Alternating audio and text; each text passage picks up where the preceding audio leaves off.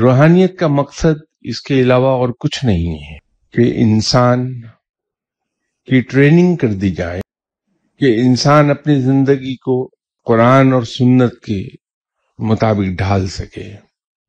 روحانیت کا مطلب یہ ہے کہ انسان کے پاس مافوق الفطرت قوتیں آ جائیں اور وہ ان قوتوں کا بے محابہ استعمال کرے، اور جو روحانیت کو اس راہ پر استعمال کرتا ہے اس کے لیے وہ جواب دہ ہے۔ روحانیت کے ذریعے انسان کو ٹریننگ ملتی ہے کہ وہ اخلاقیات کی انتہائی بلندیوں پر چلے جائے۔